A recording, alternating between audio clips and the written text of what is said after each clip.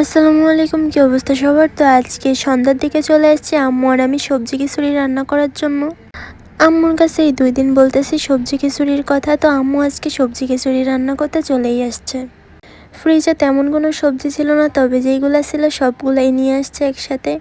তো আমি আর আম্মু বাইরের রান্নাঘরে চলে আসছি সব সবজিগুলো কাটার জন্য।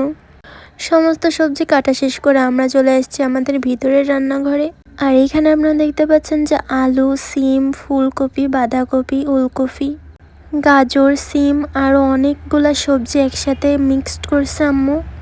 তারপর আম্মু আমাকে চাল ধুইতে দিয়ে একটু এই পাশে গেছে, তো আমি আর কি চালগুলাই ধুইতেছিলাম।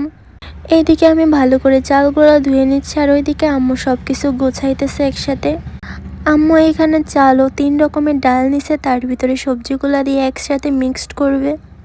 তো আমার দেখে হাসি পাচ্ছিল যে চালের থেকে সবজি বেশি, তো আম্মু বলল নাকি রান্না করার পর সবজি আর চাল একসাথে মিশিয়েই যাবে।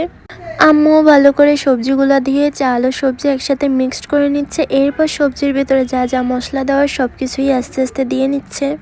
জিরা গুঁড়ি, তেজপাতা, মরিচের গুঁড়া, হলুদ, লবণ সব কিছুই দিয়ে নিচ্ছে। এরপরে ভিতরে একটু তেল দিয়ে তারপরে একসাথে মিক্সড করে নিচ্ছে।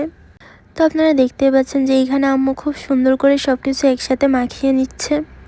তো খুব ভালো করে চাল ও সবজিগুলো আর মশলাগুলো একসাথে মিক্সড করার পর আম্মু এখন রাইস কুকারে দিয়ে দিবে সেইগুলা। আম্মু সব কিছু রেডি করে রাইস কুকারে দিয়ে দিছে, এখন ওয়েট করার পালা যে কখন রান্নাটা শেষ হবে। আম্মু মাঝে মধ্যে এসে ভিতরটা একটু নাড়িয়ে দিচ্ছে, আর যেহেতু সবজি খিচুড়ি হবে এটা একটু নরম নরমই থাকবে।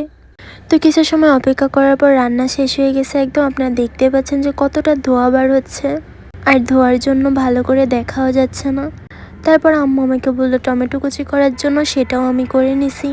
একদম সব কিছু রেডি হয়ে গেছে, বাবা, আম্মু, দাদু, আমি সবাই মিলে একসাথে এখন খাইতে বসবো।